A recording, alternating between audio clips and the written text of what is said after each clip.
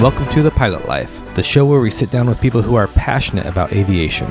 My name is Brendan. I've been a commercial airline pilot for over 20 years, and in that time, I've heard some incredible stories. This is the show that I share those with you. Welcome on board. Yes, welcome back to The Pilot Life. Jessie, this is going to be a good one. Do you know why it's going to be a good one? Why? Well, we go way back. We go way back. How far? The beginning of my flight training. Yeah. Back like 1998, 1999. 99. We've known each other for probably 25 years. That's nuts. And our lives have kind of like, we were in flight school together and training, and then you went off and did kind of probably typical to what a lot of people have, right? Like a lot of people's flight experiences is you learn how to fly with a core group, especially in a flight school. Yeah.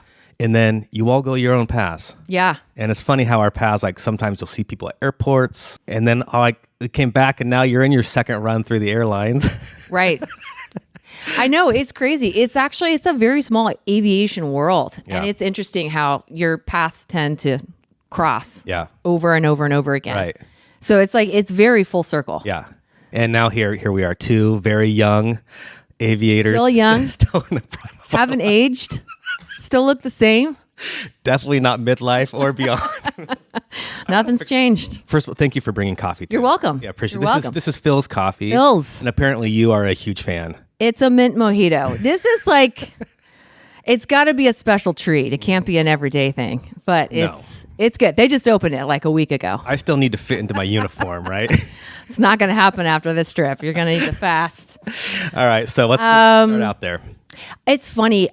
I can't even like pinpoint per se the moment that I wanted to be a pilot. It just, I remember being like 5, lying in the backyard of my house and looking up at the night sky and watching the planes fly overhead.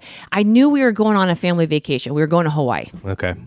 And you know, like when you used to go on an airliner, it was kind of an event. Like you got dressed up and you were excited. And like I would always listen to the channels of the pilots that were talking. Do you remember? They had that built into the side. You could plug your headphones in. There was no like that was your entertainment system. Do you remember movies? They used to have just one big screen right up in front of the airplane. It wasn't that long ago. I swear it was not that long ago. That's right. So I was so excited. I just remember being really just fascinated by airplanes. I always had a sense of wanderlust. So this, I don't know, it evolved over time. I grew up in Laguna Beach. I had a really kind of amazing childhood there. Lived there with my mom and my stepdad and my brother until my mom and stepdad split up. She moved us up to Oregon. Mm-hmm. And we had kind of lost touch with my stepdad. At the time, I didn't understand or I didn't know that she had kind of severed ties with him. And once we got up to Oregon, I think I was grappling with that loss. I had lost my father at a very young age. I was 20 months when he died of colon cancer. He was only 32. Do you have any memories of your No memories. father? Yeah. Pictures and videos. But once we got to Oregon, I had become very, very good friends with a friend up there. Spent a lot of time at her family's home, was very close with her mom and dad, called them mom and dad. I was there all the time. I think I formed a huge bond with her father. And then I remember it was 7th grade, January 4th, he was diagnosed with pancreatic cancer and he passed away by January 20th. Wow. And it was really like a sudden death. And it was like kind of the third father I had lost. And it kind of really put me in a spiral. And at the time, my mom then kind of divulged to me, well, I'm bipolar. And she was, I think, concerned for me, even though it was really her medication at that time that was kind of failing. And so in the midst of all of this chaos going on at home, I had a friend of a friend's mom kind of take notice of my situation. And she brought me to her house one day. And this was not a person that I knew very well. Yeah. And she just kind of shared her story with me. And she said, I had a really rough time in high school. And this is kind of what happened to me when I was 16. And she shared her story and said, it's really important to have a goal. Like, is there anything that you want to be or anything that you want to do?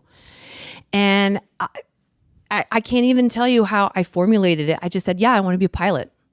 And I don't know when that decision was made, but it was very definitive. I said, yeah, I want to be a pilot. And so she said, okay. She bought me my first flight lesson at age 13. And she single-handedly changed the trajectory of my life. I mean, I think without her random act of kindness, I don't think I ever would have actually pursued it, because she gave me something that was tangible. And I went up in that airplane, and she came along with us, and the flight instructor was like, put your hands on the controls. And it was just the most incredible feeling. Like, as a passenger, you're always wondering, like, what is keeping us up in the sky? Like, how does this work? And then when you get in the plane and then you manipulate the controls, and then you're like, oh, wow. I mean, I could do this. It's a very different feeling. So it stuck with me. Yeah. So it's really because of her that I pursued aviation, I think. Was this when you were 13? This is when I was 13. In Oregon? In Oregon. So Ashland Airport, is that where you were flying out of? Okay. Yeah, that was the first airport. Wow, and a Cessna 150 or something? It was probably a 172. Okay. Yeah, just me, the flight instructor, and Jane.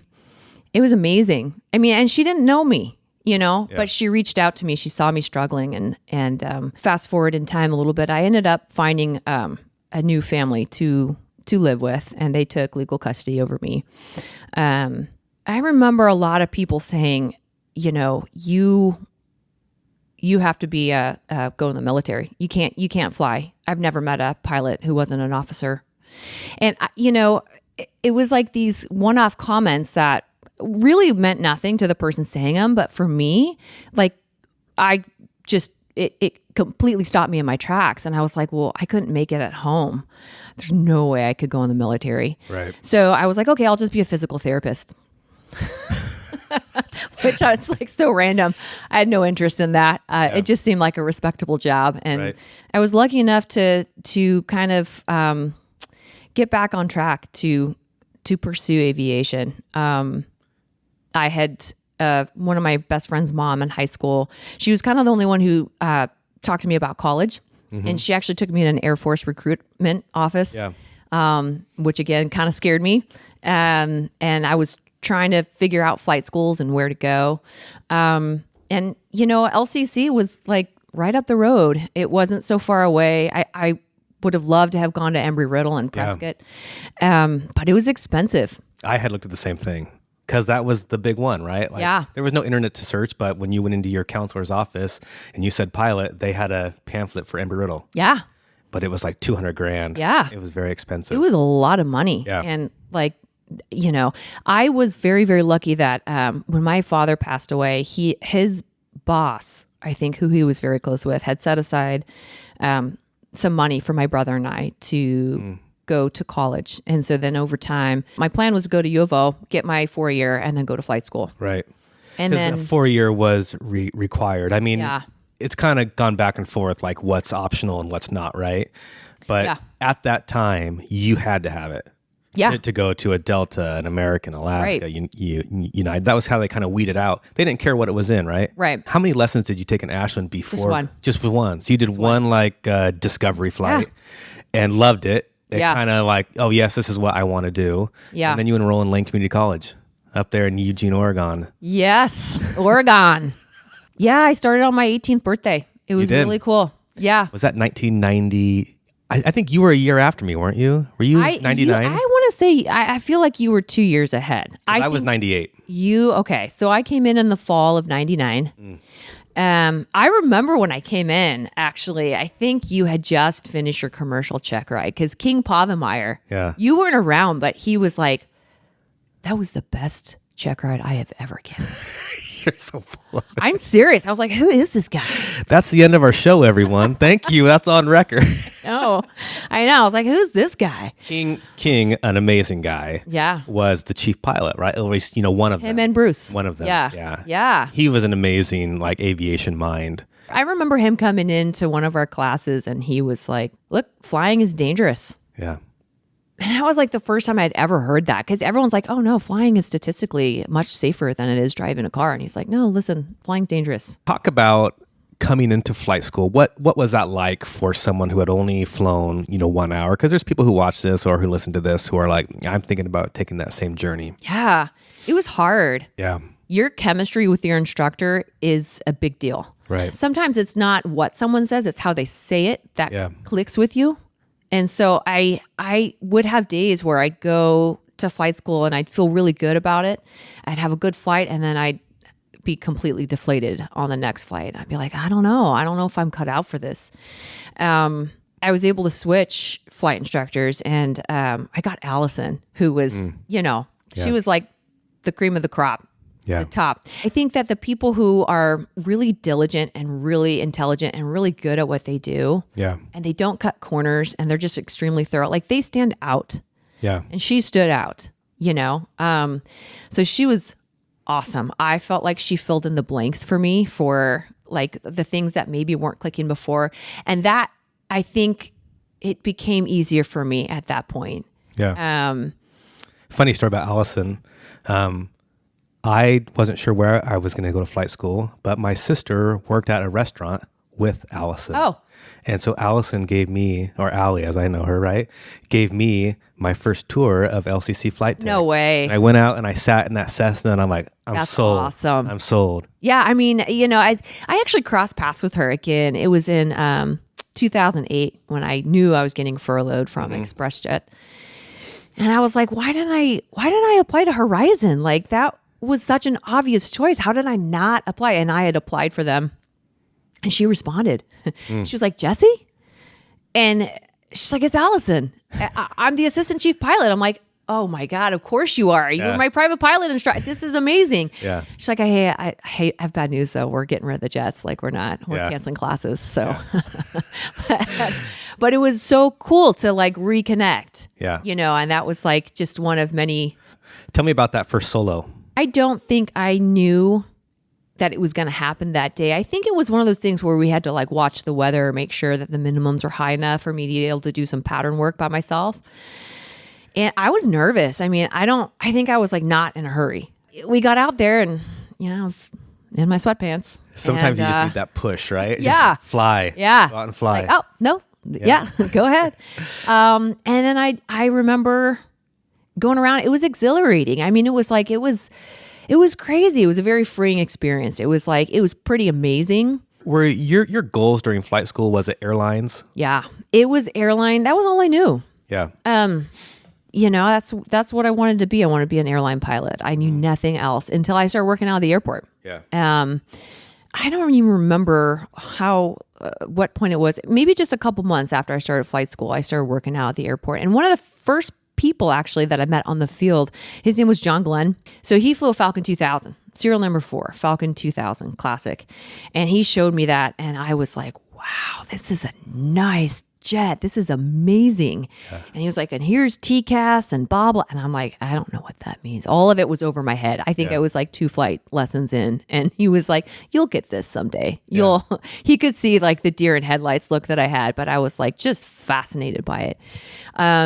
And so then I ended up working out of the FBO, and then I saw a totally different side of aviation. I saw the corporate side of aviation, and it was so cool. Working out of the Eugene airport, I saw so many amazing planes that would come in because we were perfectly situated. We had airline service that would come in. We had a lot of corporate operators there. Yeah. We had the Klamath Falls Air Force Base, and so we'd get a lot of the military jets that would fly in there. We had like the Thunderbird air shows that would come in. I saw Vickers Vimy once come in on that ramp. Yeah, exactly. I was going to say, do you know what that is? It won like a world record in 1927, I think. It was like first. Did you have to take that class where you had to learn pictures of airplanes? Yes. Like just the most random, and we'd have to study how many windows a certain model of the same fleet, like a 737, 400, 600. Different variations. Oh my God. Do you know all of them now? No. All of the Vickers, and you're like, what is he? What is Tower talking? Why did I have to? Is that Flightcraft? That was at Flightcraft. Yeah. Cool. Yeah. I was like, this is the best kept secret ever. Right. I couldn't believe. So then I was like, oh, I'm not doing airlines. I'm going corporate. Oh, really? So working at Yes. Flycraft sold you on the corporate. That's like my number one recommendation for anyone getting into flying is go work out of the airport. Yeah. Because you're going to see the coolest stuff. You're going to meet the best connections. You're going to see really cool things. Yeah. We used to have an astronaut that would fly up to Eugene on the weekends. Her name was Sunny Williams. And she'd fly up in her T-38 from Houston. She was an astronaut in training. So her goal was to make it to space. And she'd fly up there because her husband lived in Springfield. So she'd fly up on the weekend. She'd go visit her husband. She'd bring us cookies. Wow. She'd bake cookies and she'd bring them to the airport. And she would she'd just hang out and chat with us. And she was the coolest person ever. You would never, ever know that she was an astronaut. You would never suspect anything other than just like a normal everyday person that you're passing on the street. And I remember looking her up on, back then it was like the advent of the internet. Right. And she was like a Navy test pilot, 39 different aircraft or something, a master's in aeronautical engineering. And she was impressive. A few years later, I had my relatives forward me these like really cool pictures from space. And I looked in the picture and I saw in the corner, it said Sunita Williams. Wow. And I'm like, she made it. That is so awesome. Yeah. I get chills in my body still thinking about her. She was a keynote speaker for Women in Aviation in 2021. Okay. And I brought tears to my eyes to see her. She's just so incredible. I would say like she was my inspiration. She just was an incredible person.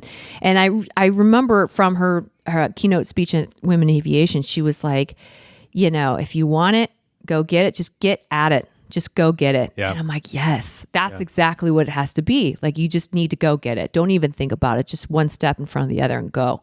So did you end up finishing all of your training at Lane Community College? Did you go all the way to CFI and get that stuff done? No. So I started 141. So I feel like a very unconventional, non-traditional path. I started 141. 141 is a kind of flight school, right? Yes. Okay. It's a syllabus. It's a very strict syllabus. They get it approved by the FAA. And basically you can have lower minimums to get your private instrument commercial because it's very thoroughly trained, kind of compiled all together. It doesn't necessarily mean you're going to get at those lower minimums. It's just that the training is such that it's consistent. It's like you're flying 3 times a week, you're immersed in it. And so they have lower minimums than what is otherwise specified in FAA. So the problem with it was, I don't know if you ever ran into this, but once you got into a particular phase, like I got into the commercial instrument phase, you had to fly the Piper Arrow. You had to fly a complex aircraft. And every plane at LCC was on a progressive maintenance schedule. So that meant 2 of the 4 planes were always down for maintenance. So then you're like number 5 on standby for your 8 a.m. morning slot. And it's like, you don't fly because there's not enough airplanes. There's 50 students trying to fly. So I think there was one semester where I paid the tuition for credits that I didn't receive because they didn't have the airplanes available. Oh, I see. It was like, it kind of like the system just kind of got bogged up. And I had a friend out of the airport who was like, hey, listen, I've got a 172 I have access to. You can just like, I'll flight instruct you on the side. You can just pay me for gas. And I was like, oh yeah, that's great. Genius. I'll do it that way. I'll save money. And the problem for me, there's a lot of people that they would have taken advantage of that and would have worked great. Yeah. I just wasn't that self-starter. I couldn't find the path. I didn't know how to like what the next step was. And so it didn't come together. Yeah. It just was like, it just kind of fell by the wayside. And I moved back to Ashland and I think I just started like working my family restaurant and at a coffee shop. And I think I was also bartending. I had like 2 or 3 different jobs. And so that's kind of when my flight training stopped then. And I just realized, I was like, I need to go back to LCC. Do you feel like you could have easily not or stopped flying during that time? Do you feel like there was this other option of like, maybe I'll just... Yeah. There was a long time where I was like, oh no, I'm just going to franchise this coffee shop drive-through that I work at. And then it's like you see these airplanes fly over you and you just, oh my gosh, it made me cringe. It was like this terrible, it was like a knot in my stomach. Yeah. And I'm like, oh, what am I doing? And I think that's the advantage of like a 141 school is that it's so structured. And that's why I think you said that's a good option because everything is laid out for you. Yeah. It's amazing. I mean, and I thought I was going to save money by doing it that way. Like I thought I thought that was a good decision. I don't know that I saved any money in the long run. I think it just stretched out my training a lot longer than it should have been. And the hard part of taking breaks like that is then it takes a while to get back up to speed. Totally. And so now you're burning money just like trying to get back to the proficiency level that you left off at. The other bonus that I really loved about the flight school is that it's kind of a community, right? Like it's very like, I think of LCC and it's really nostalgic, but then I also saw all my classmates pass me up because they pressed on and I didn't. And it's kind of a good motivator. Like when you see the people that you started with and you're like, oh wow, they're working on their CFI. Like, ooh, I got to get through this. Right. So it's good in that sense, but I just remember it was really fun. Yeah. I remember one summer, I feel like you were only there for like a blip while I was there. Cause I feel like you instructed maybe a couple classes and then left, but there was a summer where they had a confair. Do you remember that? I do. They had a conveyor come and everyone got in and flew over to the coast. They flew over to the Oregon coast and they flew a conveyor and they were testing out the ground proc system. Oh. So we all flew over to the ocean and then they would let us get up front. Yes. And okay, now point it towards that hill. Yeah. And you'd go flying towards this bluff and the system would go off and we could see how the system was working because... That's cool that you were tuned into that. I was just tuned into the airplane ride. So I'll get up front. I have no idea what we're doing. I'll point in that direction. So you finish up your instrument and your commercial. Yes. And is this where you decide you're going to move back down to California?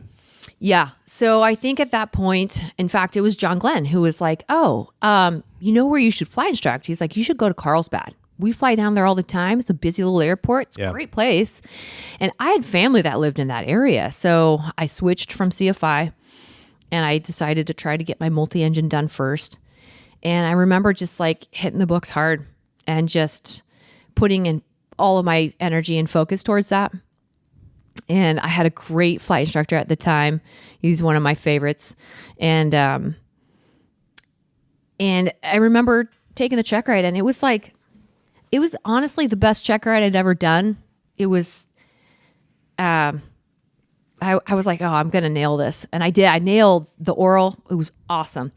But what happened was, the designated examiner, when she showed up, she said, oh, hey, I hope you don't mind. I've got Mac Boyd from the FAA today. He's just observing me for my designated examiner. Don't worry. He's not actually examining you.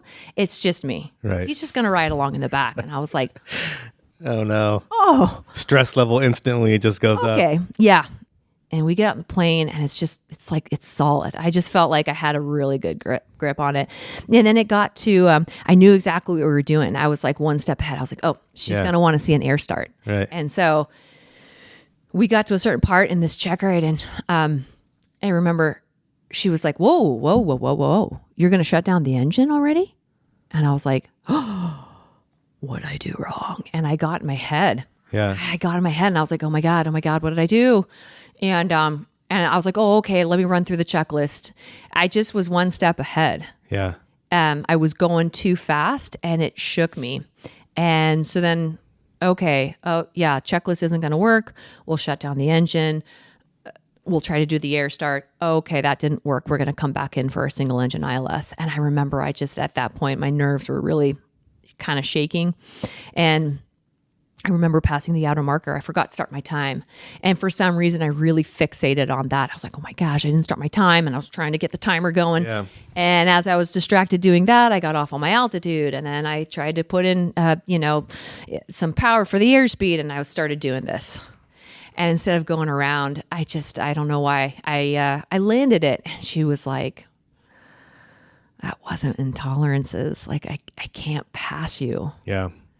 And I was like, just, devastated. I was like, oh my God, I get it. But also devastated. I was so upset. I had a vacation planned anyway. So I went on my vacation. We came back. We worked on it for maybe 2 weeks, went up, did some powder work. And honestly, it was really good for me. I felt like we refined things. I felt like I solidified, my knowledge and just was like, okay, I've now got more multi-engine time. So I guess that's a win. Yeah. It's what I paid for. But right. When I went back up and I did my recheck with this examiner, number one, she didn't charge me. She just was like, okay, here you go. And she goes, I really appreciate that you spent the time actually to go through and really figure out what it was that went wrong. Like you spent some time on this. You didn't just come back out the next day and just get it done. Yeah. She actually appreciated the time that I had put into it. And we ended up crossing paths many, many times after that. I just remember she was a mentor for me for a long, long time. I remember calling her once I got my flight instructor certificate and I was instructing and I had questions on different things. I mean, we formed a friendship that was really cool, and I looked up to her very much. And I remember at one point in flight instructing, I was not making much money. I think I made $9,000 that year that I flight instructed. And there was a job at Qualcomm, dispatch job. And I had dispatched for the FBO, for the charter operator. And so I had that experience, and I really missed having benefits, and I missed having a decent paycheck. And I got through the interview and they called me back for a second. And I remember calling her because I knew she wanted to work at this company as well. And I said, they called me back for a second interview. What do I do? I felt kind of conflicted. Yeah. And she goes, Jessie, do you want to dispatch or do you want to fly? And I said, well, I want to fly. And she goes, then I think you need to cancel the second interview. And I did. And it was the best advice that she could have given me, because I think it's really easy to get deterred and distracted because you have to put your time in for a while. Like it takes a little while to make some money. I don't know. It's maybe not as bad now as it was then, but I was, going through some money at that point, just trying to pay rent and everything. But I buckled down and I just continued flight instructing. And then I ended up applying for ExpressJet. This was when? 2007. Well, that's a good time. Yeah. Yeah, it was a great time. I got hired on. I was so excited. I was like, oh my gosh, $34 an hour. So in 2001, everything stopped, obviously. Yeah. And then like 2005, 6, like pilots started to get hope again because furloughs were being recalled. And I mean, just 2 years prior to 2005, like bankruptcy at Delta and United and everyone's retirement. I mean, it was a pretty dark time. Yeah. And so 2007 is like, okay, we're starting to see some life here, especially as a CFI, right? You're like, because how much time now did you have as a CFI? Oh, when I got hired at ExpressJet, I think I had like 1,100 hours. Oh, that's pretty solid. I had 130 multi. Yeah. So I was like, I got my numbers. I got it. The minimums were what? 100. I think it was 1,000 and 100. 1,000 and 100. So you applied to ExpressJet, and they're like a Continental.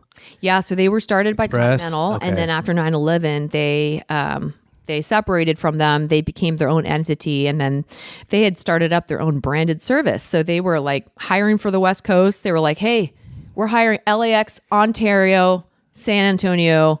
Everyone's going West Coast. So I'm like, I'm in. I can fly a jet. Yeah. I just doubled my annual salary. Like, this is awesome. Right. And I got through class and they were like, and you're going to Newark.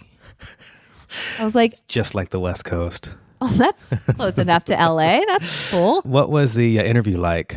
I went out, got my suit, made sure to get the colors of the company. Did you do prep? Oh yeah, I think all the gouge of the things that they might ask me. They were like, bring a lunch. So I brought a huge brown paper bag, just like stacked full of food, like overly prepared with food. Did you have a briefcase? I think I did. Yeah. Yeah. Do you remember we had to go out and buy like some old man briefcase? Yeah. Excuse me, hang on a second. Click, Yeah. click, and the little things flip up and you open it up and pull out your, your resumes and your like, oh, and here you go. cover letters. And Yeah. you were wearing the appropriate colors for Yeah. the Yeah. company. Good. Yeah, because that would be a deal breaker, I think. Oh, yeah. You know? Yeah. They looked for the details like Yes. that. Yeah. You didn't want to stand out. You didn't in a want to bad stand way. out. No. Yeah. No. Yeah. So yeah, I was like, I couldn't believe it. I felt like I finally made it. And then I get based in Newark. And I remember in class, they were like, pay attention, everyone, because all of you guys are going to be captains in 18 months. Yeah. And 12 months later, I was on the streets. God, really? It was like, yeah, because, global financial crisis hit in Yeah. 2008. The writing was on the wall for a long time. So yeah, I got hired in August of 2007 and I was officially furloughed October of 2008. And it was really hard. I mean, it was a very difficult year. I absolutely hated Newark, living out of a crash pad on reserve, first year pay. Like that Buffalo crash that happened in January 2009, that was actually the route that we flew. We actually lost our contract, which is why we furloughed and Colgan took our routes. Afraid to call in sick. Because they would dangle that carrot, like don't call in sick your first year, otherwise we might not hire you. You're on probation. How long did it take for that excitement and like your first airline job is a huge accomplishment? Yeah, right? Yeah. It sounds like that kind of wore off fairly quick. It did, because the culture of the company had really changed, and it was like everyone knew that we were headed towards dark times. Right. But I honestly think that if any one thing had changed for me, like if I hadn't been on first year pay, or if I hadn't been on reserve, or if I hadn't had to have commuted and lived out of a crash pad, I think it would have significantly improved my quality of life to where I actually would have really enjoyed it. Yeah. And the flying itself I actually enjoyed. It was great experience. I mean, at the time I was like, why am I here? And then afterwards I was like, I'm so thankful for that experience, because first of all, the training that they had us go through for 2 months, it was great. I can't imagine going from, a small piston engine airplane into a jet without really thorough training. I mean, was that the Embraer 145? Yeah, it was the ERJ. Yeah, the 145. So it's like you're going from a 152 or, maybe a jet Duchess, right? 130 knots to 460 knots, Yeah. and things happen a lot faster, and it's just completely different. So that was great. And then I'd never been on the East Coast before. It was like, that was a new experience. That was great. Going in the weather, that was great. And it completely set me up for my next job. When I got furloughed, I ended up actually going back to the front desk of the FBO that I worked at in Carlsbad. I was so thankful, number one, that my previous boss would take me back. Yeah. And I thought, I'll just go there. I'll be at the front desk. I'll just get a pulse on what's going on in the airport, and I'm going to find something there, and I'll find a flying job when I get on the ground. And then, you get there, and it was like flight department after flight department after flight department shutting down, and you're seeing these super qualified pilots that are out on the street, and you're like, ooh, yeah, I'm not getting hired anywhere. And at that time, I thought, you know what, I'm just going to go back to school, and I'm going to get my degree in accounting, and I'll flight instruct on the side. And I'll get my flying fix that way. Because it was really hard to go back to the front, to square one. Yeah. I'm like, I came that far. I put in all that time, blood, sweat, and tears, and I'm here. And it was like within the first 2 weeks of being back at the front desk, we had a legacy taxi onto the ramp. So that's the corporate version of the ERJ. And the line guys bring in this bucket full of dishes, and they hand it to me, and they're like, here you go. That's your job. Go wash those. And I was like, I'm type rated in that jet. Yeah. I can fly. And then I was like, oh wait, I actually get paid more to wash the dishes, and I'm home every night, so I'll go wash the dishes. Yeah. But it was a very humbling experience. It was really hard. It was like a death. I buckled down, and I was always looking for the next opportunity. I started flight instructing on the side. I would make extra money that way. I'd work out at the airport. And eventually what happened is there was a flight department that, in the middle of the global financial crisis, was opening up at Carlsbad. It was a spinoff from Cardinal Health. They had a Falcon 2000, and they were looking for a scheduler. And I was like, oh, yeah, that's me. Yeah. That's me. I can do that. Like, that's what I did before. That's great. I got the interview, and, I was relying on my recall to go back to flying. I wasn't actually even convinced that I was going to take it, because I was waiting on ExpressJet, you mean? But ExpressJet, yeah. Start hiring again. Yeah. Okay. At that point, I figured, I'm like, that's probably going to be my next flying opportunity. And so I went into the interview, and he's like, oh, you're a pilot. And I was like, oh, no, no, been there, done that. I don't, I'm good. Monday through Friday office job. I didn't want to jeopardize not getting the job. And, it's John Campbell. He was like, he just rolled his eyes. He knew. Yeah. He was like, okay. And at the time they had only hired 3 pilots. So he looked at this and thought, if I type her in the aircraft, I can have 2 fresh crews. She can be the scheduler, and then she can fly part-time in the right seat. And he hired me, and it was like getting my foot in the door was invaluable. 4 months later was typed in the jet. It was a Falcon 2000 EX non-easy, serial number 4. I always thought that was so strange because the first corporate jet I ever saw was a Falcon 2000 classic, serial number 4. So I was like, that is so crazy. So you get typed in that, and you're flying in the right seat. In the right seat. And would you guys swap flying legs, kind of like we do in the airlines? Or initially, I did not. They kept me in the right seat until they could, felt like I was comfortable enough in the jet to be able to transition to the left seat. So when I would fly, it would be from the right, and then eventually.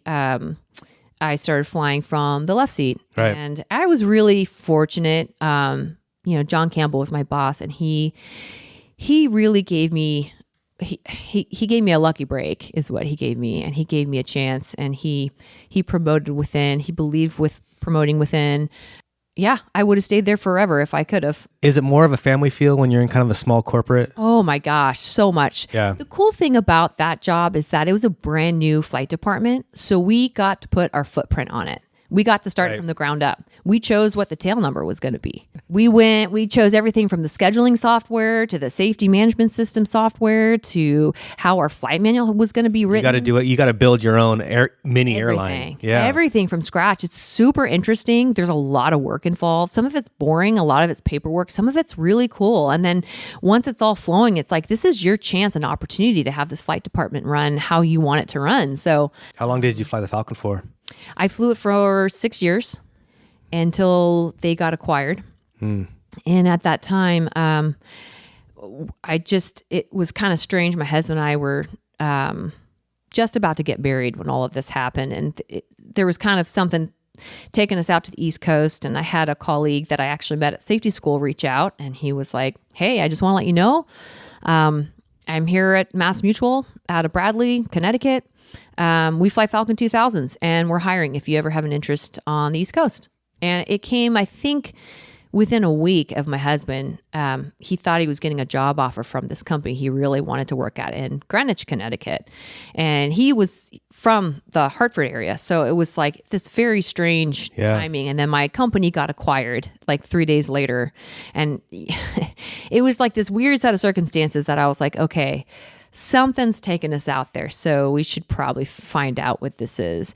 And it was really hard. I mean, it just was like heartbreaking because at Care Fusion, we were a family.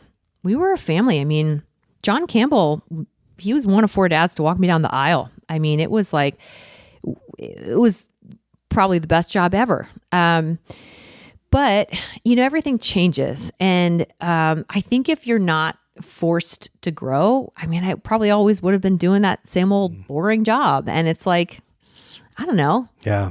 I daydream about what it would have been like. I'm like, oh, it would have been so good. We could have continued living in Laguna. Yeah. But nothing stays the same. So we went to the East Coast, and I got my next corporate job, which I felt so lucky to get. And it was flying the Falcon 2000 Easy. It was great. It had it had a HUD. I don't think we ever used the HUD. It had auto throttles. HUD is a heads-up system. Yes. Yeah. We were there for only like a year and a half before there was an opportunity that my husband had back in California. And we had just had our first child. And it was very clear to me at that point. I'm like, you know what? If they call me right now and give me an 8-day trip to Colorado Springs and I have to leave my infant at home. Yeah. I'm quitting. So I might as well just let them know I'm not coming back anyway. And I just settled into this idea of being a stay-at-home mom, which was very uncomfortable for me. I'd never not worked since I was 14 years old. So it was a very hard sell for me to kind of be financially dependent upon someone else. But I was like, this is the right move. This is it. We're moving back to California anyway. And then Qualcomm fell in my lap. I had my colleague call me, and he's like, hey, I just went out to lunch with Perry, and he says, call him. They're hiring. And so I was like, oh my gosh, but I don't want the job No, I don't want the job. Like, I just had a baby. How old was your daughter? I think when they told me that they were hiring, I think she was 3 months old. Wow. So, it's like, Yeah. that's not the time that you want your international jet Right. job. Right. Go all the way around the world. But at the same time, when it's your colleagues and the doors open, if you don't say yes, those doors close. And for me, it wasn't obvious how I was going to get my foot back in the door after going on maternity leave. And my husband was super supportive, like very much so supportive of me doing it.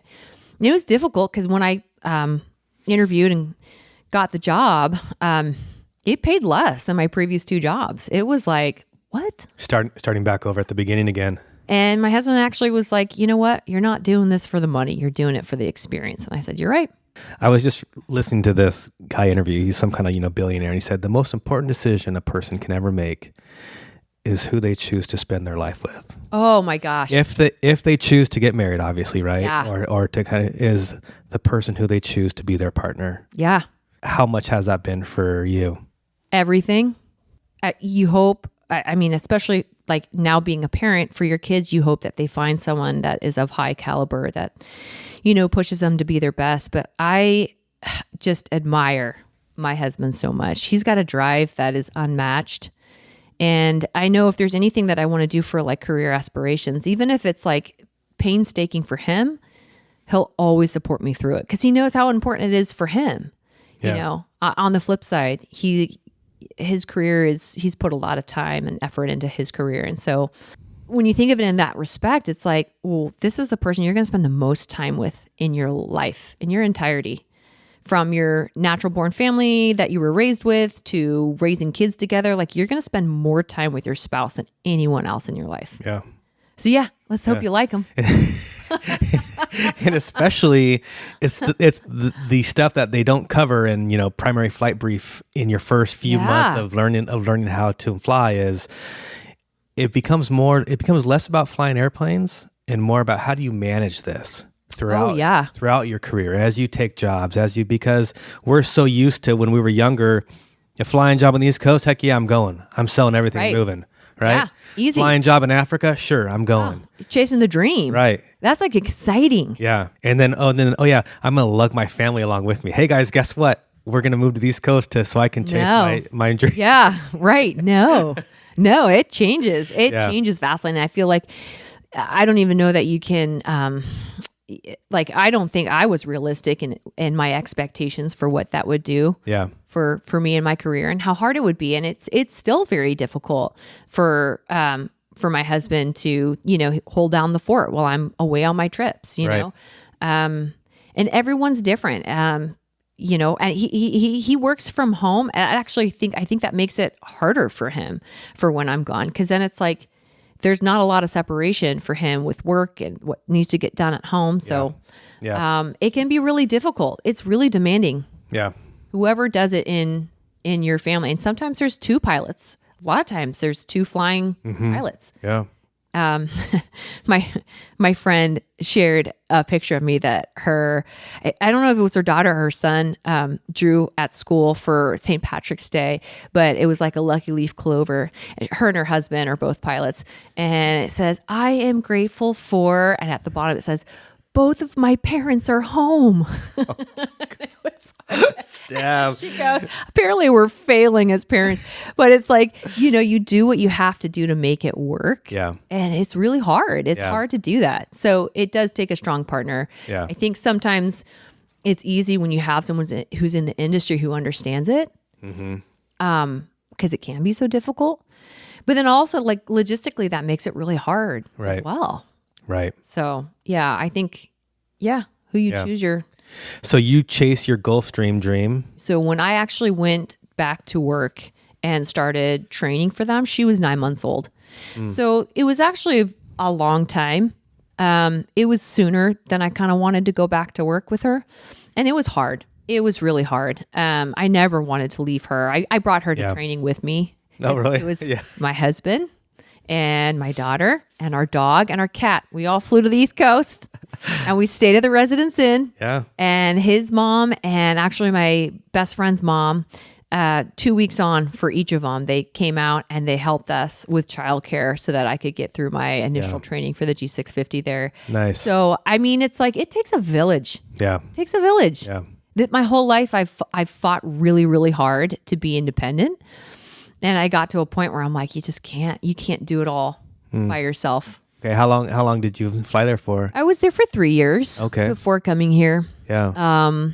And it was really hard. It was amazing because I loved, we got some really cool trips. I ended up in Monaco for the Grand Prix. Like that wasn't even on my bucket list, you know, and you got to see some really cool places. And that was one thing for me that was actually really difficult because I was kind of always stressed, and it's probably from my own trauma of losing my father so young, but I was always afraid that something would happen to me before my kids would be able to remember me. And I always felt like, gosh, being 17 hours time zone difference away from home was like, it was too long for me. We never got used to it. That schedule was really, really stressful. That it was very clear, like the writing was on the wall that this was not going to work for a family. Yeah. The childcare situation wasn't good for us. I really struggled with the idea of an au pair. I didn't really want one. But in fact, I think I had finally succumbed to the idea that it's just what we needed. Like we were so desperate because it just was too much to drop into my husband's lap like that. Last minute, all of a sudden, I'm going to be gone for a week. You stay home with the kid and work your demanding 12-hour a day job and figure out everything else. So I remember going on, there's a great Facebook group called Pilot Moms. And I went on there and I was like, hey, does anyone have any au pair interview questions? And my friend Fallon was on there, and I had known her.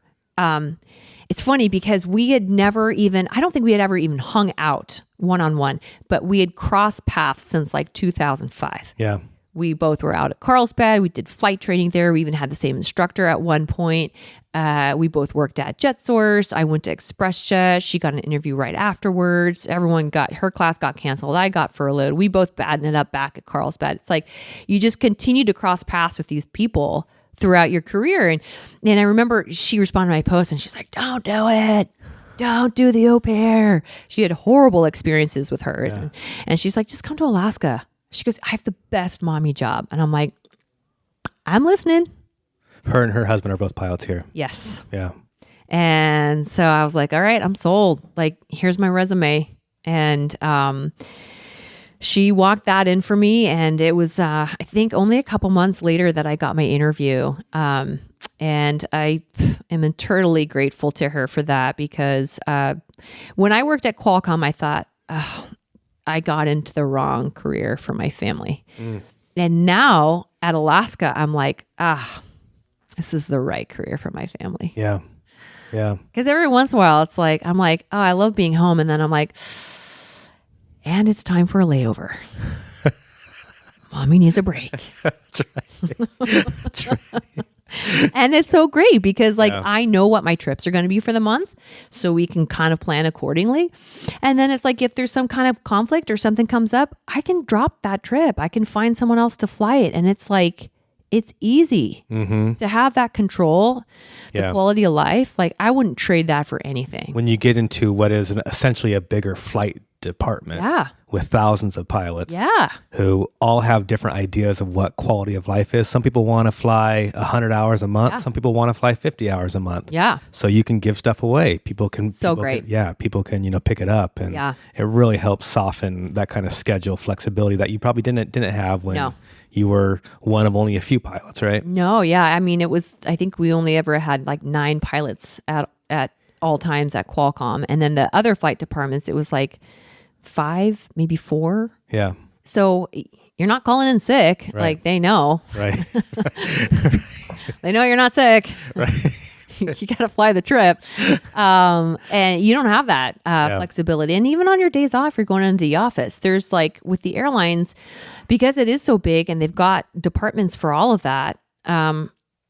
You're done. Like when you're done with your trip and flying, like you're going home and no one's calling you and you're not going to the office, and then you can focus on the tasks at home. And it's so much easier to manage your life that way. Yeah. Whereas in corporate, you're wearing all the hats, and sometimes that's really cool. I mean, you learn a lot, and it can be very enjoyable. It can also be really exhausting, and your phone never stops, and you're always looking at your emails, and it's like being on reserve. Yeah. Forever. So what was that? Did Alaska give you a phone call and say, hey, we want to bring you up to Seattle for an interview? Yeah. I remember that day. I started crying.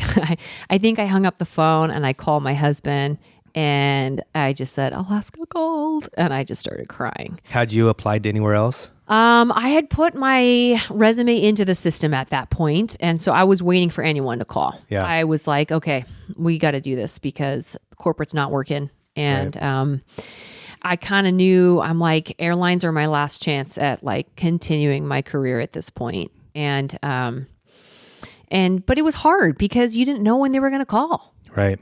And a lot of people waited for a long time. And was this 20? This was in 2019. Okay. Yeah. And you had to like hire companies to look at your application to make sure that you didn't miss a box. Right. They may not even be seeing your application if there was one box that wasn't checked. Right. Or something that was wrong, Yeah. So it was like, oh gosh, like I don't even know what hurdles I'm up against right now. And so yeah, when they called, it was like a gift from God. It was like, it was awesome. And the interview was fairly straightforward. Yeah, the interview was great. We all met, I think as a group. We did like a group interview first. It was like a panel, I want to say, of like 5 or 6 pilots. And they're all like chief pilots, Right. So it's like no pressure. Right. And you're in there and you're just doing your best with like the set of questions that you have. And then the system chief pilot comes in the room and they're telling us about the company and you're asking questions. And so it's kind of a bit of a dance and you're, kind of everyone's in there together. But there's a sense of camaraderie too, because everyone's just really happy to be there. It's almost like a scene from The Bachelor where you're all trying to get the love of the same person. Totally. Right? Totally. Like, this person, maybe they're only going to accept one of us. Yeah. I just want that rose though. I just want the rose. Let it be me. Let it be me. Yeah. Yeah. And everything that you do, like I remember going into the room and I interviewed with the system chief and one of the people from HR. And I remember going in this room and I was like, oh, it's taken a long time. And I'm like, are there cameras in here? Don't look at my phone. Right. My phone. Right. You're just like, Yeah. You're just waiting to get through it. I absolutely hate interviewing. It's like the worst experience ever to having to sit there and kind of sell yourself to somebody. It's the most uncomfortable feeling ever. But it was great. And I felt like Alaska, they went out of their way to make it a comfortable experience. And Yeah. and it was really cool because at the end, when they offered me the job, the system chief actually called my friend and said, do you want to offer the job to her? And so all of a sudden, Scott Day's like, hey, Jessie, can you come over here? And I'm like, oh, this doesn't look good. And he's like, here you go. And he hands me the phone. And I said, hello?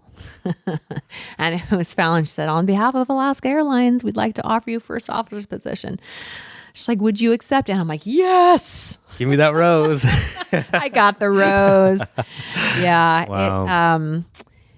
It was a good day. And I text my husband to let him know, like, I got the job. And then he texted me a picture and he bought me Alaska gear. And it just made me cry because I'm like, oh, he believed in me. It was like such a long road to get there. Yeah. So it was so meaningful that he understood that. Yeah. All of those experiences in that moment when they offer you that job, you feel like maybe this is it. Maybe this is where I'm going to spend the rest of my flying life. Yeah. You hope so. Yeah. You're like, okay, I can see myself here forever. Yeah. And let's just hope nothing interrupts that. And it's always possible. Right. It's like in my time, I've seen 9/11. I there. saw that. Thank you. I saw the global financial crisis and then I saw COVID. Yeah. And every time I was like, oh, it's over. Right. Every time. And COVID, I had just gotten hired at Alaska Airlines and I was like, you're kidding me. this is not happening. I was pregnant. Yeah. Talk about like a full circle moment for us is I work in the training department, and then I see on my list of people who I get to work with is Jessie. Well, I think I had requested you. So we ran into each other. Yeah. I thought you would stop flying. Because we were friends on Facebook. Yeah. And I remember you had this wedding business videography thing. Right. And I was like, that sucks. He's done flying. He just hit it big in the wedding business. It's like, oh, he's out. I said, I didn't even recognize you. And they're like, well, then how'd you know it was me? You had some kind of like smart comment. So yeah, that was a lot of fun. It was awesome. Yeah. You know what? It was so great to see a familiar face. To me, I was like, God, this is so cool because there are people from flight training days to people from Carlsbad and even like a couple of people from ExpressJet. And I'm like, this is such a full circle moment. It felt very much like a homecoming. I'm like, this is always where I was supposed to be. I can't even believe that I didn't back in 2007 apply for Horizon. I'm like, what was I thinking? That was always the plan. I mean, I had always had a plan to even move back to the Northwest. So I'm like, how did I not think of this sooner? But I'm so happy to be here. Yeah. Well, when people tell young pilots to like network, when you're brand new, I had no idea what that meant when they would come in and say network. And I'd be like, I'm just a flight student here. Network with the people in your class, the people who you're learning how to fly with, because there's 5 people from my class here in Alaska. Oh, really? There's several people from Lane Community College here, That's right? Cool. Like those are the people who go out and then help you later on in life. And so it starts on day one when you're sitting in that ground school with your instructor. Like those are the people you don't have to go to some networking event. No, right? no. It's just be a good human and be nice to other people. Totally. And you never know where that's going to take you. Right. I didn't understand it either back in the day at all. I didn't understand the networking thing or like, oh, call this person or whatnot. In fact, the funny thing is I've always said like, oh, no, I don't have anyone in my family who flies. And then my grandma was like, oh, no, your Uncle Sandy. Your Uncle Sandy was a pilot. You know, he had some flight training program. He called it like the Sanderson 8 or something like that. And then I started flight school and then they're like, oh, yeah, buy these books, Jeppesen Sanderson. Oh, that Sanderson. And I was like, wait, what? What? Uncle Sandy? Wow, you come from Jeppesen money? So, yeah, I wish. It's not Jeppesen. As you notice, his name got cut out. But I called him, and he was the nicest man. And his recommendation was, he goes, and at that time, you know, like we said, everyone was saying, you're not going to have to flight instruct. He goes, you need to flight instruct. Yeah. Flight instruct. So I called him over the years. I never met him face to face, but he did send me some really cool pictures of him and Jeppesen standing right outside of their headquarters in Denver, Colorado. And I'm like, that's so cool. He sent me this picture of when it all started back on the chalkboard in 1953. But he was amazing. When I got furloughed from ExpressJet, he was like, you know, I'm going to send you some of my business cards and use those if you need to. Yeah, that's right. I was like, okay, thank you. That's right. I still have them. I found them. I never used them. Yeah. But I So regret funny. never meeting him face to face. Yeah. That would have been really cool. Yeah. Yeah. So if someone, let's say someone has just watched your story, right? Really found in aviation kind of the source for your passion, a way to kind of channel that energy. Is there any advice that you would give people? The hard thing is, especially with aviation, because it is tied to the economic times, and there's going to be downturns and there's going to be points in the road where, like when I went back to square one and you're like, you know, you work so hard and that was your goal and you put all of your energy into it. And it was like, it for me was so great because I'm like, I can put all my energy into this and I have positive outcomes, which was different than my personal life that I felt like, oh, I put a lot of energy into it and it was like still falling apart. So it was like this wonderful outlet for me. And then all of a sudden it stopped. And that's difficult when you tie your self-worth to what you do. And it's a really hard hit. And what kind of worked for me was, I had someone ask me like, well, what's the perfect outcome? Like, what's your way out of this? And it was like, I could name exactly what it was that I wanted. I'm like, I need the airlines to call. I need this to happen, this to happen. And they did eventually. So it was like, when you're in that moment, persevere, know that you are not your job, and keep your eye on the prize. Like, keep visualizing and keep dreaming and keep making steps towards what that'll be. Yeah. I'm so lucky. I love what I do. And, it's going to the job for me is like it's my break. Like, I love it. It's so great. And I fly with great people and we go to great places and it's fun and it's challenging and super rewarding some days. And other days you're like, I can't believe I get paid to do this, Yeah. So I think it's worth it, but you got to love it. You do. Well, thank you so much. Yeah. Thanks for coming having in. me on. I'm so glad that this worked out. Me too. We laughed, we cried, just as I imagined that we would. I'm just so thrilled that we get to fly together for the next 20. I'm going to say 30 years. I'm going to say 30 years. Yeah. Oh, 30 years. Yeah. I got another 35. Being only 34, I know. This is what 34 looks like. In the airlines, you kind of age a little bit faster. But no, I certainly hope that we do get to fly together That'd at some be point. awesome. It would be fun. Are you gonna take the first upgrade, or are you gonna wait a little bit? Oh, I think that no, probably not. First upgrade, you go back to the bottom, and you're back flying those red eyes again. I think it depends on where my kids are. Yeah. But how nice is it to have that option? So nice. Awesome. So nice. Yeah. Well, thank you again. Thank you. And thank you everyone for checking out the podcast. We'll see you next time. Hey, this song is for Jessie's kids.